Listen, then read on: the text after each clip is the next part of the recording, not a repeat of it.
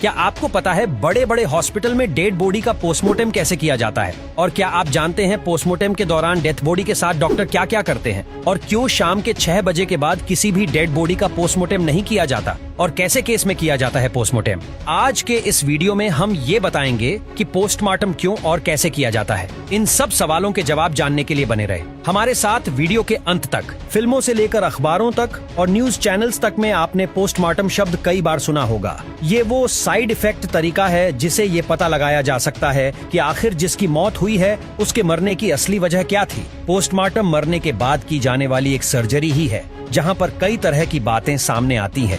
इसमें सबसे पहले चीज ये है कि पोस्टमार्टम अपने मन से नहीं किया जा सकता, बल्कि इसके लिए मरे हुए इंसान के घर वालों की इजाजत लेना जरूरी है। लेकिन कई बार ऐसी सिचुएशन भी आ जाती है कि जहां मरने वाला व्यक्ति अनजान है और उसका कोई भी जानने पहचानने वाला सामने नहीं आता। ऐसी सिचुएशन में बिना घर वालों के परमिशन के ही पुलिस पोस्टमार्टम करवा देती है ताकि मृतक के मौत का कारण पता लगाया जा सके। या फिर अगर मरने वाला व्यक्ति संदिग्ध है तभी पुलिस की राय लेकर पोस्टमार्टम किया जा सकता है। जबकि मौत संदिग्ध हालातों में हो या फिर ये लगे कि ये सुसाइड है या फिर इसके पीछे कोई क्रिमिनल कॉन्स्पिरेसी हो सकता ही है, तो ऐसी सिचुएशन में जब मरने वाले व्यक्ति के मौत का कारण जानना हो तब शरीर का पोस्टमार्टम किया जाता है और कई एक्सीडेंटल केस में भी ये जरूरी होता है। चलिए, अब हमने ये तो जान लिया कि पोस्टमार्टम किस सिचुएशन में किया जाता है। अब बात करते हैं कि ये कैसे होता है। आपको बता दें कि पोस्टमार्टम करने में कई तरह की मुश्किलें सामने आती हैं, जैसे कि ये जरूरी नहीं कि हर बार बॉडी आपको ठीक कंडीशन में ही मिले। कहने का मतलब ये है कि ऐसा भी हो सकता है कि जिस डेड बॉडी का पोस्टमार्टम करना है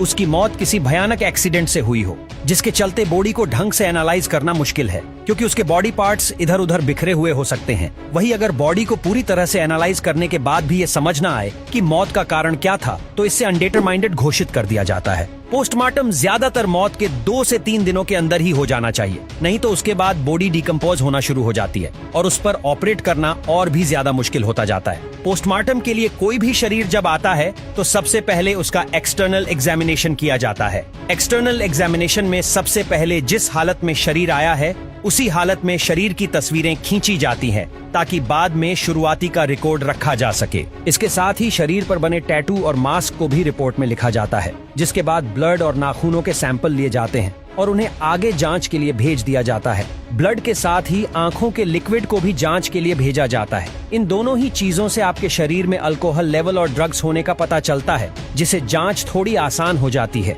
इसके साथ ही फिंगरप्रिंट को भी अलग से रिकॉर्ड करके रखा जाता है। वही अगर बॉडी ज्यादा डिकम्पोज हो गई हो और फिंगरप्रिंट लेना मुश्किल हो रहा हो तो एक डॉक्टर उसके हाथ की स्किन को इस तरह से निकाल देता है कि वो एक ग्लव की तरह पहनी जा सके, जिसके बाद वो उसे पहनकर फिंगरप्रिंट ले लेता है। आपको ये तरीका अटपटा लगेगा, लेकिन हमें ये नहीं भूलना चाहिए कि ये सभी ट्रेंड प्रोफेशनल है जो सिर्फ और सिर्फ अपना काम कर रहे हैं। एक्सटर्नल एग्जामिनेशन में इन सभी चीजों के साथ साथ बालों का भी सैंपल लिया जाता है और आखिर में एक एक्सरे होता है। इस एक्सरे से भी काफी चीजें पता चलती है, जैसे कि अगर किसी को गोली लगी थी तो गन पाउडर सबसे ज्यादा इकट्ठा कहाँ हुआ, और अगर कोई हड्डी टूटी है तो उस पर जो कट है वो क्या किसी हथियार से किया गया है या फिर नेचुरल है।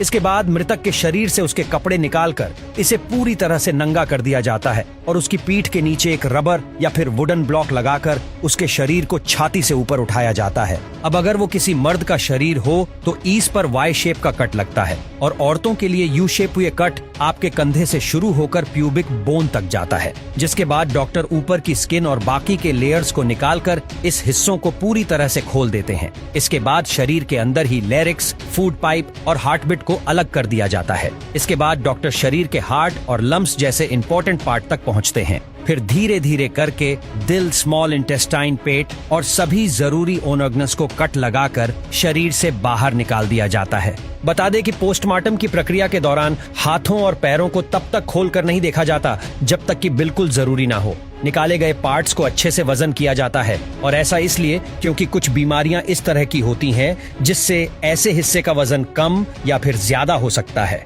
इसके बाद स्मॉल इंटेस्टाइन और पेट में खाने की मात्रा चेक की जाती है। इसी से ही ज्यादातर डॉक्टर्स अंदाजा लगाते हैं कि आदमी की मौत कब हुई होगी। इसके बाद बाकी के निकाले गए पार्ट के टिश्यू के सैंपल को भी टेस्टिंग के लिए भेज दिया जाता है। अब बारी आती है दिमाग की। दिमाग को भी शरीर से सिर्फ अलग तब किया जाता है जब ये बहुत ज्यादा जरूरी हो। ऐसा होने पर रबर ब्लॉक को पीठ से हटाकर एक तकिए की तरह सर के नीचे रख दिया जाता है और शरीर के एक कान से दूसरे कान तक माथे पर एक बड़ा सा कट लगाया जाता है जिससे ऊपर की स्किन उतर जाए। स्किन उतरने के बाद स्कल को खोला जाता है और ऐसा करने पर एक पॉप साउंड सुनाई देती है। स्कल को अलग करने के बाद सबसे पहले दिमाग को स्पाइनल कॉर्ड से अलग करके निकाल दिया जाता है। इसके बाद ब्रेन टिश्यूज की जांच की जाती है ताकि अल्जाइमर्स जैसी बीमारियों के संकेतों को देखा जा सके। शरीर के बाकी पार्ट्स को भी डॉक्टर चाहे तो टॉक्सिकोलॉजी और क्रोमेटोग्राफी के लिए आगे भेज सकते हैं, लेकिन ये सब ज्यादातर तब किया जाता है जब डॉक्टर्स को शक हो कि इंसान को जहर देकर मारा गया है। इस तरह के टेस्ट पूरे होने के बाद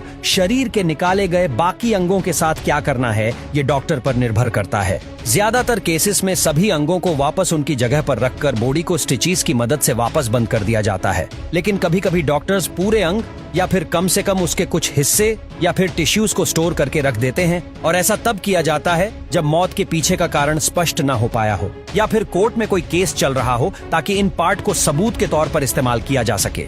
और हाल के दौर में मेडिकल साइंस ने इतनी तरक्की कर ली है कि अब पोस्टमार्टम किए बगैर ही ज्यादातर मौतों की वजह का पता लगाया जा सकता है, जिस वजह से अधिकतर केसेस में इसकी कोई जरूरत ही नहीं। एक्सपर्ट के मुताबिक पोस्टमार्टम को अब एक आखिरी विकल्प के दौर पर ही देखा जाना चाहिए, ना कि पहले।